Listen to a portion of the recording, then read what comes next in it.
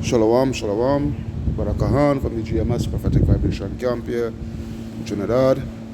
Alright, first and foremost, I would like to give all praises unto Yahweh Bahasham, Yahweh Shai, Bahasham Rakah Kodash. Alright, double honors unto the apostles and elders of Great Millstone that rule well. Peace, blessings, salutations unto the brothers who preaching and teaching us truth. Shalom unto the speckled Israelites and shalom unto the very few but faithful Aquatium. Alright, brothers and sisters. This lesson here is this video select here is a correction. Alright, the thing will be long. Alright, I done a lesson, a breakdown this last Wednesday. Yeah, last Wednesday with a couple brothers from a camp, you know, and there was two little discrepancies. So, you know, at the end of it, you know, we can't really when mistake is being made, you know, because you know sometimes you have a slip of the tongue, sometimes you might make a mistake concerning a breakdown, whatnot, so forth, you know, and you know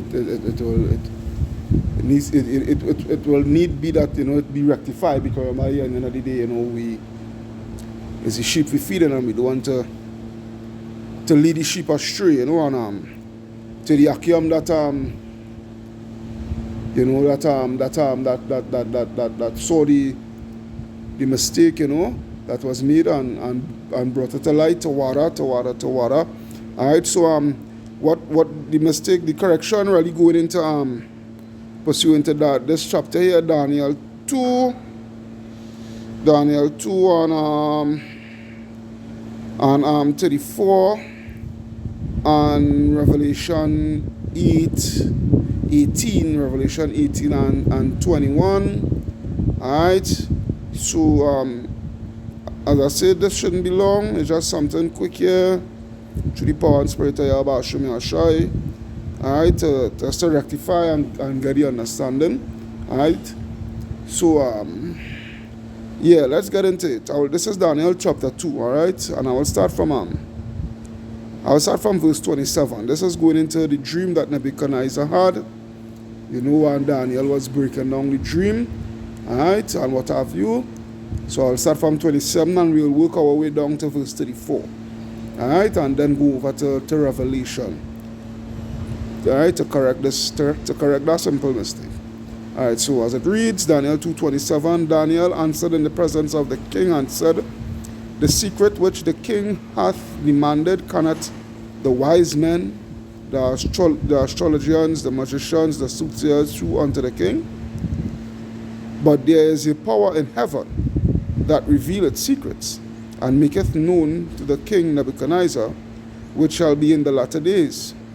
Thy dream and the visions of thy head upon thy bed are these. As for thee, O king, thy thoughts come into thy mind upon thy bed. Alright, pursuant to Job. Can't remember the exact chapter in Job. Alright, but I could post that up in the comment section. Alright. What should come to pass hereafter? Alright, and he that revealeth secrets maketh known to thee what shall come to pass. But as for me, this secret is not revealed to me for any wisdom that I have more than any living, but for their sakes that shall make known the interpretation to the king, and that thou mightest know the thoughts of thy heart. Thou, O king, sawest, and behold, a great image. This great image, whose brightness was excellent, stood before thee, and the form thereof was terrible. This image's head was of fine gold, his breasts and his arms of silver, his belly and his thighs of brass, his legs of iron, his feet part of iron, part of clay. Alright, so we don't know this going into the statue, alright, and these four elements, you know, the gold, the silver, the brass, the iron, you know, that going into these four great empires that had ruled the earth. Alright? These four great ancient empires that had ruled the earth at a period of time that they were set to rule. Alright? And also that who is ruling now also, where it speaks of his legs of iron and his feet part iron and part of clay. That is what that is what we living in here right now. Alright? Where the part iron and part clay. Alright? The 10 toes, which represents the European Union. Alright? Rome all over again, reincarnated. Alright, but the point here is verse 34, where it reads, "Thou sawest still that a stone was cut out without hands, which smote the image upon his feet, that were of clay, that were of iron and clay, and break them to pieces." Alright, so this here, it is speaking of verse 34. This metaphor, it is speaking of, this stone that was cut out, all right, without hands. This is speaking of Yahweh Shai. All right, this is speaking of Yahweh Shai, because Yahweh Shai is this is speaking of Yahweh Shai coming back, and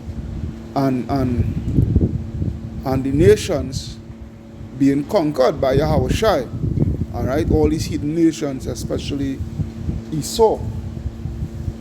All right, and their new and revised Roman Empire being trodden down by Yahweh Shai.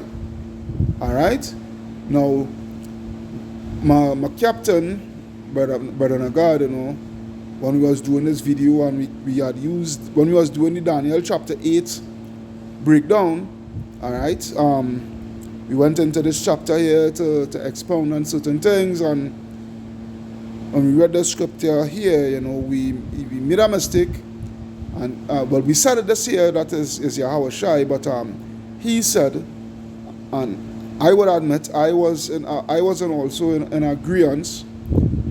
All right, I had backed him up when he said that this here is also the same millstone in Revelation 18:21, when it is not so. That's why I'm doing the correction here now. All right, it is not so. This stone here in Daniel 2:34, it is speaking of Yahweh Shai. All right, and Revelation, let's go to it. All right, I don't have it here installed. All right, so Revelation 18:21. We will read Revelation 18:21 here now, and then we will go back up to go up a couple of verses in this very same chapter to show that it is two totally different stones. All right, this here, Revelation 18:21, it is this great millstone. It is speaking about here. This is speaking about the thermonuclear missile. All right, because you will see it here. You will see what it's speaking about. All right, this is brother Calab from the Resurgimento camp, Tawada, for seeing brother Calab and brother Yakal from my camp, Tawada, for seeing the mistake that we made, and pointing it out. All right. Well, Tawada tell Yahweh Ba'ashem Yashai that he put his spirit on you all to see the mistake. All right. Tawada. Yeah. Each one look out for each other. That sort, because at the end of the day we all ought to speak the same thing, right? We all ought to speak the same thing. All right. So nevertheless, Revelation 18:21, it reads, "And a mighty angel took up a stone like a great millstone and cast it into the sea." All right, the sea represents what? The sea represents the people, saying, "Thus with violence, because this is what proceeds with the thermonuclear missiles, violence. All right, the nuclear missiles ain't into bring no coochie coo moment, so to speak. All right, It's to bring mass slaughter. All right, it's to bring terrifying death. All right, beyond imaginable means or desire or however you want to put it. All right, so it reads, and a mighty angel took up a stone like a great millstone and cast it into the sea, saying, thus with violence shall that great city Babylon be thrown down. All right, and shall be found no more at all. All right, because this just goes to show it is the Messiah, because there's scriptures in Jeremiah. I know the scriptures in Jeremiah, all right, where it speaks of Babylon becoming a desert. All right, it's going to become a desert for and whatnot, and the desert creatures is going to be there. You know, no more cities is going to be found there, whatnot, so forth.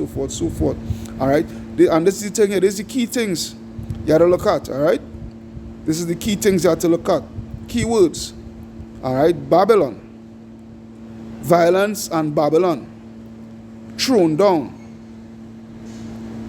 All right, violence, Babylon, all right, and thrown down. All right, because when they go up, as I said, we will go up. All right, I will start from verse 4, right? Revelation 18:4, same chapter, Revelation 18, but verse 4. And I heard another voice from heaven saying, come out of her, my people, that ye be not partakers of her sins. All right, this is when we are being brought up into the chariots. All right, and that ye receive not of her plagues. For her sins have reached unto heaven, and Yahweh hath remembered her iniquities. Reward her even as she rewarded you, and double unto her double according to her works. In the cup which she had filled, fill unto her double.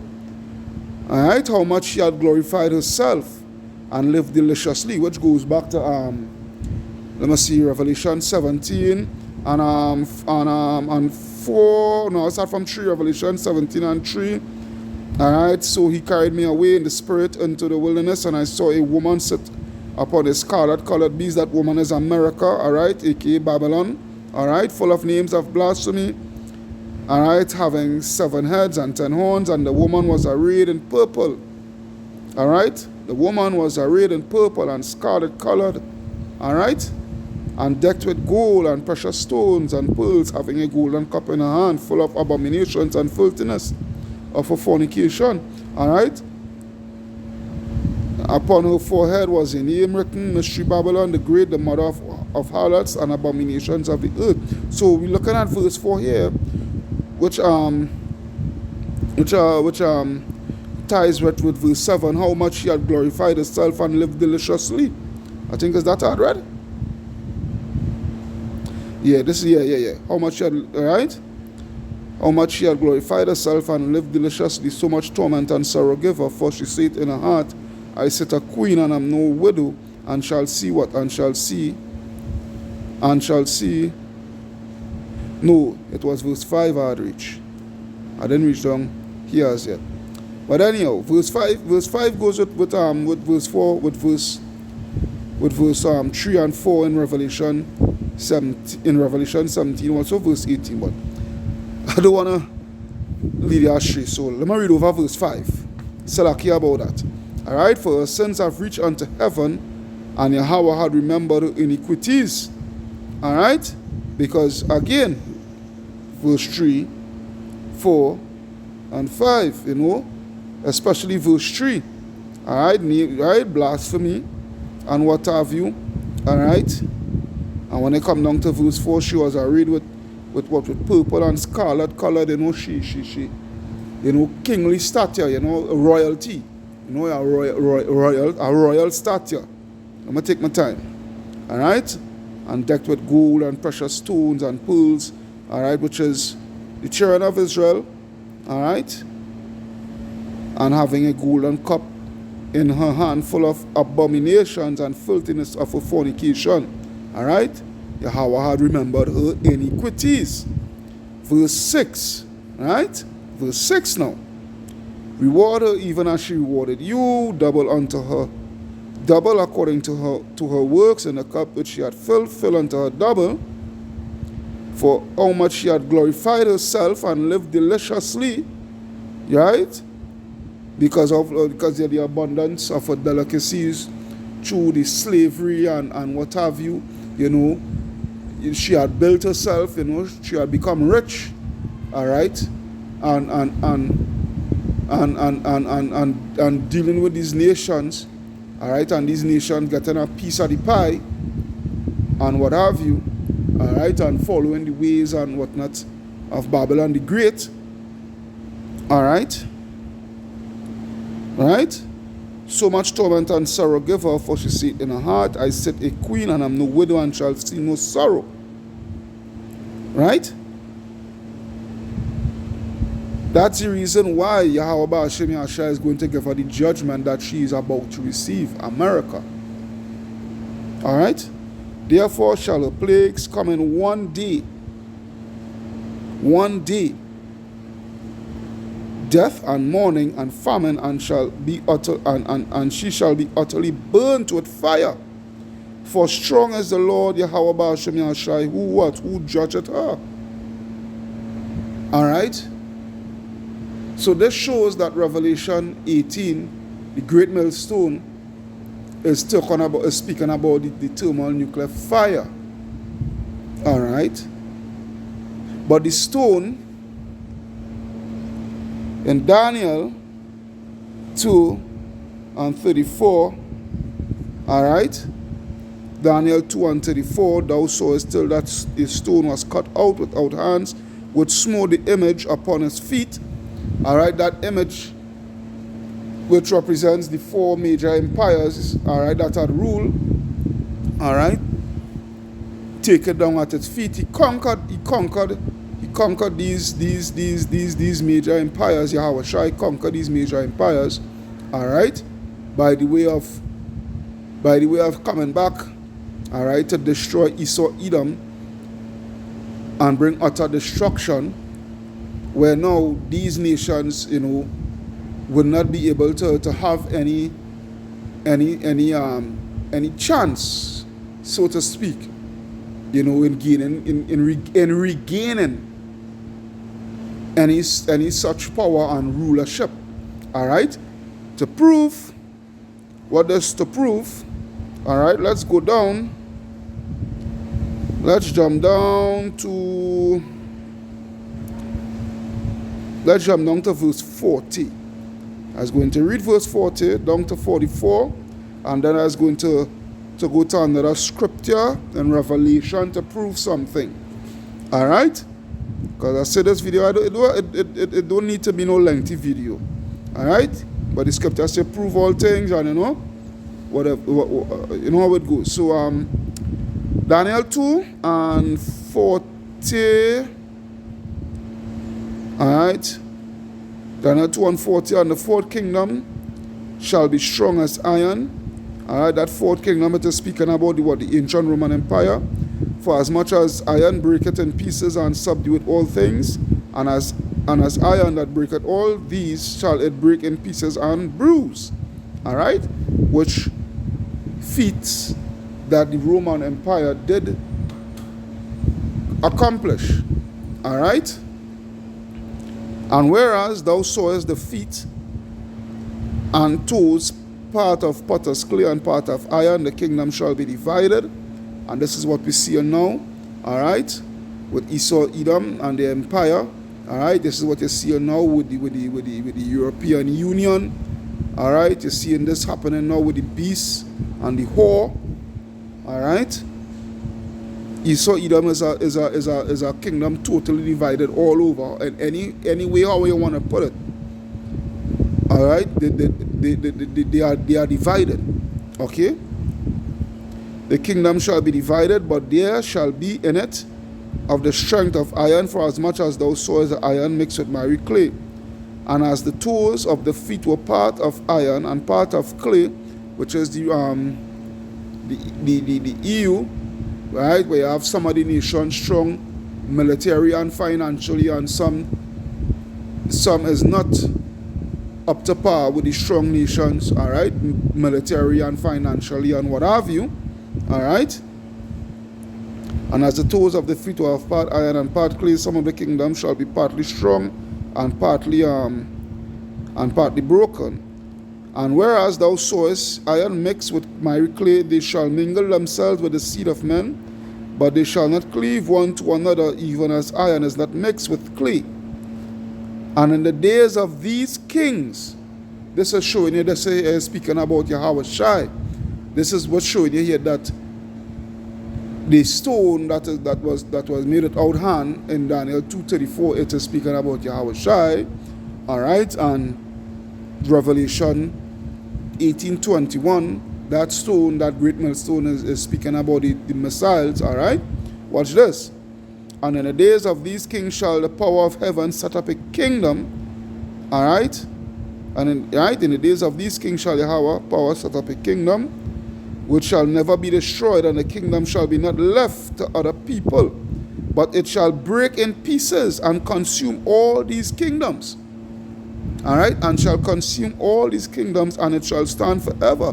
Because this go right back to Revelation chapter 19, and I think is 11.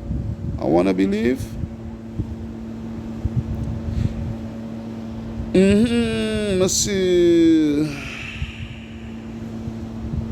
Let me see. Yeah, what, man? That's now.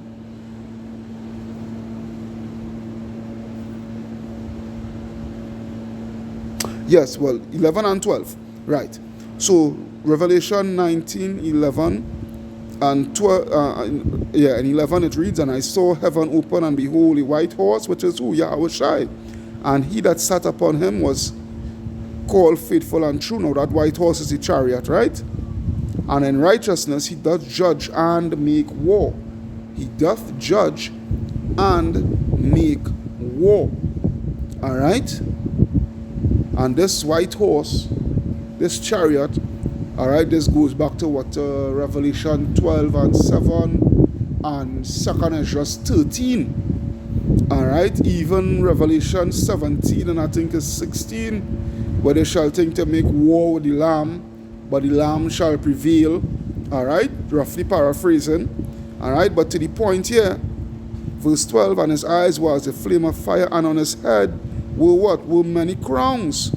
All right, it doesn't mean literal many crowns upon his head. It's speaking about what? The nations that he conquered, the image that he break by its feet. All right, because when you take down something by its feet, it come when you're fighting martial arts or any sort of martial art, Krav Maga, Jiu-Jitsu, Judo, Muay Thai, anything like any and they take down your opponent by his feet. Even if you're fighting in Trinidad, we just call negarati, right? And they take down your opponent by his feet. What is going on? All right, the individual, the opponent, they fall. They tend to fall, and they tend to fall hard. All right, some may fall so hard that they know that they ain't able to get back up. They're defeated. All right, they stand defeated. All right, so it says, and his eyes was a flame of fire, and on his head were many crowns, and he had a name written that no man knew but he himself. All right, and he was clothed with a vesture dipped in blood, and his name is called the Word of Yahweh. All right? And the armies which were in heaven followed him upon white horses clothed in fine linen and white and clean. And out of his mouth goeth a sharp sword. All right? That doesn't mean a literal sharp sword coming out of his mouth. It's speaking about the laser beams coming out of the chariots, that he with it should smite the nations, and he shall rule them with a rod of iron, and he treaded the winepress in the fierceness and wrath of Yahweh. Alright? And he hath on his vesture and on his thigh a name written, King of Kings and Lord of Lords. Alright? So this is the situation here. Alright? So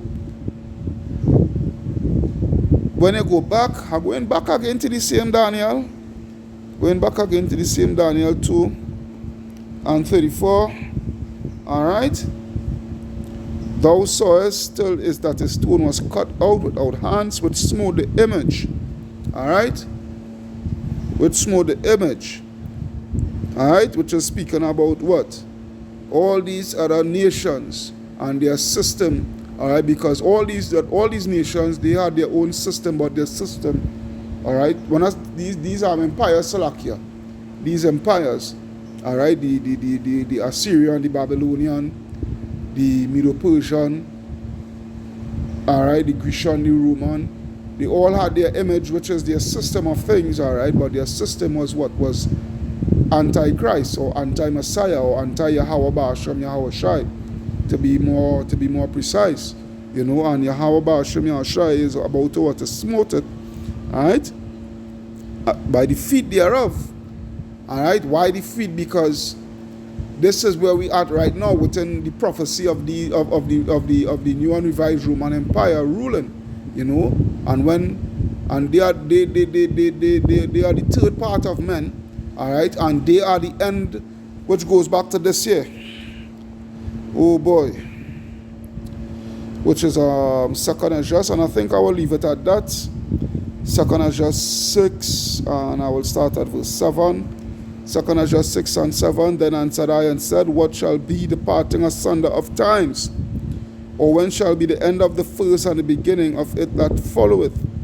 And he answered me, and he said unto me, from Abraham unto Isaac, when Jacob and Esau were born of him, Jacob's hand held first the heel of Esau. For what? For Esau is the end of the world. Alright? That's why the image is being smashed at its feet, because this is the end. Alright, this is the end. Alright? And when Yahweh Shai comes, when Yahweh Shai fulfills that prophecy, alright, all these nations is going to be under subjection. All these nations is going to be conquered. Alright, all these nations is going to have to pay tribute. All these nations is going to have to bow. Alright, and there's not going to be what? No rulership ever. These nations is not going to regain any sort of power. Alright, to say they could get a foothold in coming back into having any sort of rulership of any kind. Alright? For Esau is the end of the world, and Jacob is the beginning of it that followeth. So I hope you all was edified through the power and spirit of Yahweh Ba'ashem Yahweh Shai. Alright? So, you know, as I say, this is just a correction. We have another correction to do, but we will do that. We will try to fix that problem as quick as possible, as time may permit it to be. You know? That was concerning a statement that I myself had made concerning Daniel 7, alright, stating that the Babylonians in Daniel 7, alright, will harmonize with Ethiopians. Well, you know, Nebuchadnezzar, stating that Nebuchadnezzar was an Ethiopian. That was going off. That was wrong. Alright, so again, that was wrong. We will fix that as soon as possible. Alright? But again, I hope you all is edified through the power and spirit of Yahweh Hashem Yahweh Shai with this correction here. Alright, so with that, Kal Halayam, La Allah, Hayanawa, Yahweh Ba'ashem Yahweh Shai, Ba'ashem Rakaha Kodash. Double honors unto the apostles and elders of Great Millstone that rule well. Peace, blessings, salutations unto the brothers who preaching and teaching the truth throughout the four corners of the earth, risking their lives and the freedom to do so no more than ever. Shalom to the speckled Israelites, and shalom unto the very few but faithful Akwati. My brother Kahan signing out, saying shalom, shalom, shalom. And again to water to the Akiam that, you know, saw the mistake through the power and spirit of Yahweh Hashem Yahweh Shai and make me privy to it. Alright then, shalom.